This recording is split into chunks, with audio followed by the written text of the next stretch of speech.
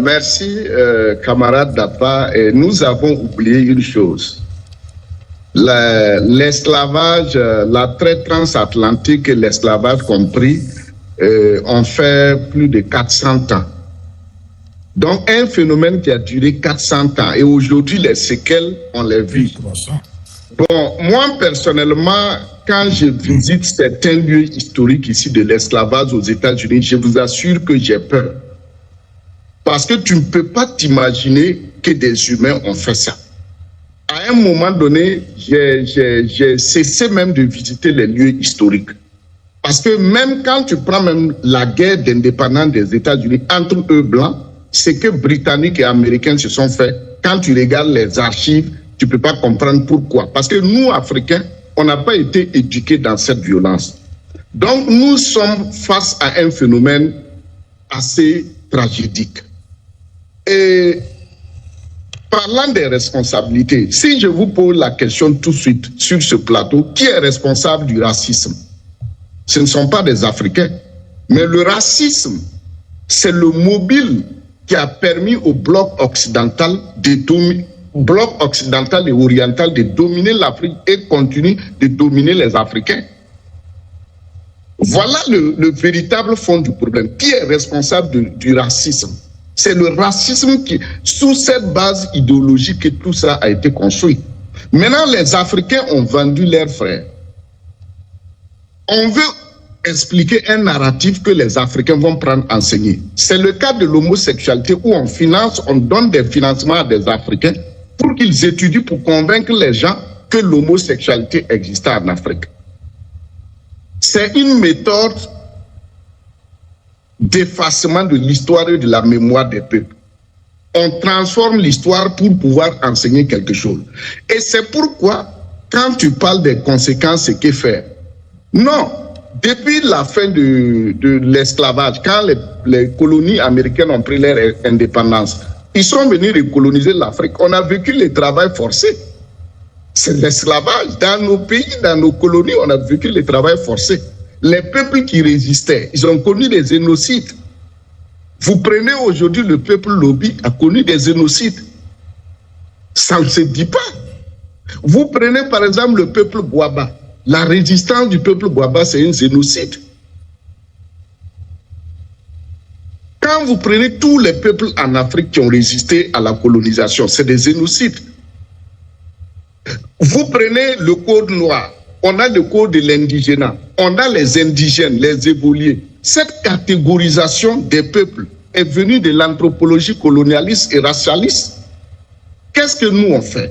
Maintenant, si pour répondre à cette question, il faut la science. Mais je vous prends un exemple pour répondre directement au cas africain. La Chine a vécu par deux fois la même tragédie, la guerre de l'opium. La Chine a vécu par deux fois la guerre de l'opium. Premièrement, 1839 à 1842. Deuxièmement, 1856 à 1860. Cette guerre civile chinoise est la plus meurtrière au monde. Plus de 30 millions de morts. Avec l'État, la création de l'État, la formation de l'élite, la Chine aujourd'hui a acté. Même pas un gramme, même une poussière, une odeur de drogue en Chine, on t'attrape. Parce que c'est l'élément qui a créé la plus grande tragédie. Aujourd'hui, la Chine montre aux yeux du monde les grandes murailles de Chine. Que font les Africains? Et c'est là maintenant la science revient et ça répond à votre question. Nous avons vécu des traumatismes. Et ça a été une chance aujourd'hui, on a notre sœur Smeralda qui est là. C'est eux qui nous ont tout appris. Même le nationalisme, le patriotisme, le panafricanisme qu'on crie aujourd'hui, c'est venu de la diaspora. C'est venu de la diaspora. Magnifier notre culture, c'est venu avec de la diaspora. Et aujourd'hui, quand vous rencontrez aujourd'hui les femmes qui sont dans la lutte ici, vous êtes fiers. Les hommes, elles ne parlent pas de l'émancipation. Mais en Afrique, quelle connerie on ne voit pas. Émancipation des femmes, droits des femmes. Est-ce que quand vous prenez aujourd'hui notre grand-mère, que j'ai nommée Madame Assandé Diop, l'épouse de Alioune Diop, qui a accompagné son mari dans cette œuvre de présence africaine. Est-ce que ces dames-là ont parlé d'émancipation? Mais regardez le travail que cette dame a fait avec son mari. Et son mari est décédé. Regardez le travail. Elle a maintenu présence africaine. C'est de ces femmes on veut. C'est de ces combats on veut. Aujourd'hui, maintenant, pour que nous on se libère, il faut quoi? Il faut éduquer nos propres chefs d'État. C'est-à-dire, tout le monde doit se préparer à être leader. Vous avez aujourd'hui en Afrique des dirigeants qui souvent, quand ils prennent des décisions où ils parlent, tu te demandes s'ils représentent vraiment un peuple. Et c'est ça qui cause tout le problème de l'Afrique. Tout de suite, on est en train de parler de science, de tous ces débats qu'on fait. Mais ça intéresse quel État africain? Combien d'États africains aujourd'hui, la connaissance de l'histoire intéresse, la science intéresse? S'il y a un problème aujourd'hui avec les Antilles, combien, par exemple, moi personnellement sur ce plateau, combien de fois j'ai invité les présidents de l'AES, les chefs d'État de l'AES à organiser une rencontre scientifique internationale pour comprendre la problématique de Haïti et de la diaspora afin de comprendre les luttes. Ils ont refusé. Ça coûte combien? Est-ce que vous avez vu un jour que des Africains se sont organisés? Alors que la lutte de Haïti, là, c'est ça qui est venu à nous aujourd'hui. Et regardez comment on a déstabilisé Haïti. C'est les mêmes méthodes. Mais on ne veut pas recourir à notre histoire. Tous les intellectuels africains, panafricains qui luttent aujourd'hui pour l'Afrique, ils souffrent. Regardez comment est en train de terminer Théophile Obenga. Tous ces intellectuels, ces panafricanistes qui luttent aujourd'hui, qu'est-ce que nos États font pour eux? C'est les mêmes qui étaient étudiants qui ont lutté. Quand ils deviennent ministres, ils sont dans des postes de responsabilité, ils s'en fichent. Donc, moi, je pense que le problème aujourd'hui, pour qu'on puisse régler ces problèmes, c'est la science. Mais on ne peut pas développer la science tant qu'on n'a pas des chefs d'État éduqués pour être des leaders. Parce que, pourquoi je le dis, quand on envoie le mot éducation, les gens s'étonnent parce qu'ils pensent que tu insultes. Non, on se prépare. Chacun n'a qu'à se préparer à être un leader. Le jour que tu seras à telle place, voilà comment tu dois agir pour la dignité de l'Afrique. Mais vous avez souvent en Afrique, les autorités, les leaders, souvent les gens ne connaissent pas l'histoire de l'Afrique. Quand vous prenez le débat que vous êtes en train de mener, quelle chaîne d'État africain a osé aborder ce sujet? Même la télévision, les médias de l'AES n'ont même pas abordé ça. Vous voulez qu'on aille où? Donc, faut pas, c'est vrai, comme l'a dit professeur Ba, on peut pas, moi aujourd'hui je suis aux États-Unis, mais est-ce que vous m'avez vu en train de sortir, crier yo yo? Je suis aux États-Unis, mais je profite de ce que je peux profiter aux États-Unis. Je vois ce que les gens font. Je profite de cette expérience. Quand je dis aujourd'hui à l'AES créer une armée fédérale, mais moi j'ai visité des musées ici, je vois comment les États-Unis sont puissants. Je ne suis pas le seul. Kwame Nkrumah a étudié ici, il nous a envoyé le panafricanisme. Mais qu'est-ce que fait l'AES aujourd'hui? La préoccupation, c'est de construire un parlement de l'AES. Mais les réalités sont là. Donc, cette critique aujourd'hui, nous interpellons nos autorités à revoir la connexion avec les chercheurs. Prendre les idées sont là, c'est pour nous tous. On ne peut pas critiquer les Occidentaux et ne pas avoir le courage de dire que chez nous aussi, il y a ça là qui ne va pas, corrigeant. Donc, moi, je pense que le problème tel que ça se pose, c'est très important. Et je termine en vous remerciant pour ce débat que vous avez engagé, parce que ça va permettre aux jeunes de comprendre cette histoire de l'Afrique qu'on n'enseigne pas, dont on ne parle pas dans beaucoup de lieux. Mais je pense que si on doit dédommager d'abord ceux qui ont subi. C'est l'Afrique qui a subi, c'est les Africains esclavagés, comme dit ma consort, donc qui ont subi. Si on doit d'abord dédommager, c'est eux. Et puis aussi changer le narratif. On nous parle de l'abolition de l'esclavage par, je ne sais pas, Victor. C'est pas vrai. C'est pas eux qui ont aboli. Ils se sont battus. Il y a eu des révoltes. Il y a eu des mouvements. Si vous saviez les luttes que les esclaves ont menées dans les Amériques, dans les Caraïbes, vous n'en reviendrez jamais. Et c'est partout, aux États-Unis, dans les Antilles, dans les Caraïbes, en Jamaïque. Ils se sont bâtis comme moi, je les vois comme les êtres humains les plus résilients au monde. S'ils sont encore aujourd'hui en train de vivre, c'est parce qu'ils ont résisté. Donc, on est en train de célébrer des dates que les vainqueurs ont pris. On pense que l'esclavage a été aboli par Victor Cécile en 1848 pour la France, 1833 pour tel, mais on met de côté toutes les dynamiques qui ont fait en sorte. Pourquoi ils ont aboli? Parce qu'ils ne pouvaient plus tenir ces révoltes-là. C'est ça la vérité, ils ne pouvaient plus tenir. Ce sont des esclaves qui ont arraché la liberté. Dédommager les gens qui ont subi, dédommager l'Afrique, dédommager les gens qui sont dans les pays de la diaspora. Faites des plans Marshall, entre guillemets, qu'ils ont fait pour l'Allemagne, pour les pays européens pendant la guerre.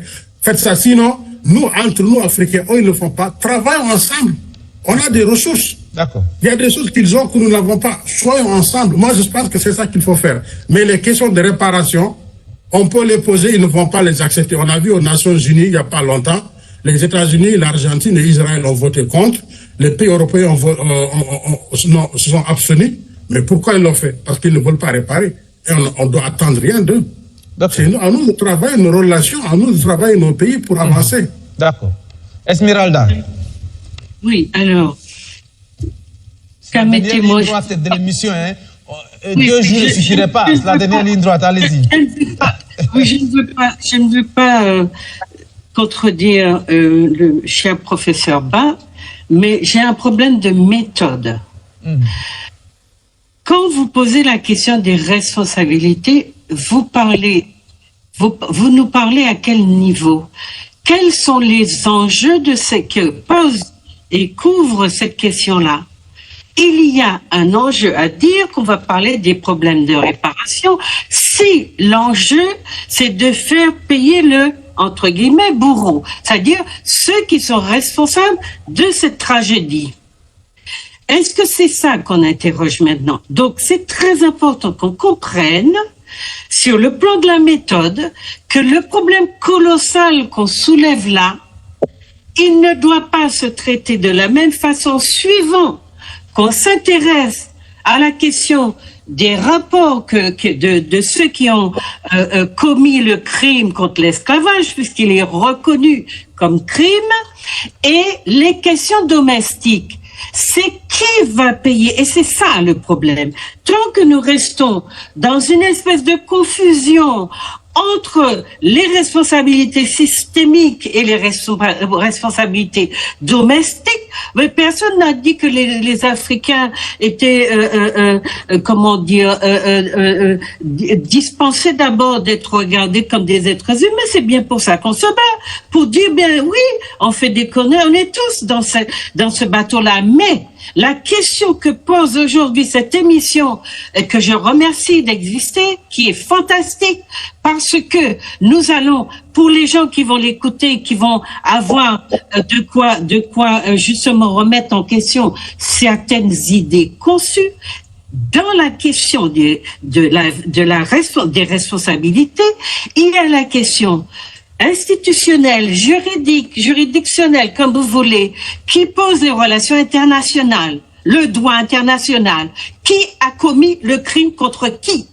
La deuxième chose, c'est en interne, sur le plan national, comment nous sommes-nous comportés, qui explique que nous ayons eu effectivement, aujourd'hui encore, vous voyez les pays qui soutiennent, alors qu'ils sont dans des cercles français, européens, et qui ont des privilèges, qui reçoivent des cadeaux, et qui sont dans des stratégies strictement personnelles, personnalisées, personnalisantes. Donc moi, je ne fais pas de confusion entre ces deux niveaux, parce que méthodologiquement, ils sont à séparer. Si nous allons poser la question des réparations, parce que toutes les stratégies de dilution qu'on nous propose en nous disant oui, les Blancs ont fait, mais les Africains aussi ont participé, ils sont responsables aussi, ils ont vendu leurs frères, et c'est le discours qu'on entend dans nos régions des Antilles, de la Caraïbe, etc. Donc nous devons être très prudents, parce que la question qui va se poser à nous de manière très rationnelle, rigoureuse, si nous avons à nous battre, et à ce moment-là, tout le monde doit être de ce combat-là sur les réparations. Comment allons-nous procéder? Maintenant, sur le plan national, sur le plan interne, avons-nous jamais appris à nos gens à développer cet esprit patriotique que vous entendez les Européens, les Chinois, les Indiens, tous les autres développer parce qu'ils sont responsables de leur système éducationnel? Eh bien, sur ces bases-là, ils inculquent à leur pays, à leurs gens, eh bien, qu'ils appartiennent à un peuple, à une culture, à une race, éventuellement, et qu'ils ont à le protéger, à le défendre. Seule l'Afrique n'a pas pu le faire, parce que, et au nord, dans son nord, ou bien dans sa partie plus au nord, et dans sa partie sud, et partout, elle est coincée entre. Ce qui me fait dire que nous sommes dans quelque chose qui m'inquiète, c'est que nous avons perdu de vue le fait que nous sommes un peuple dominé.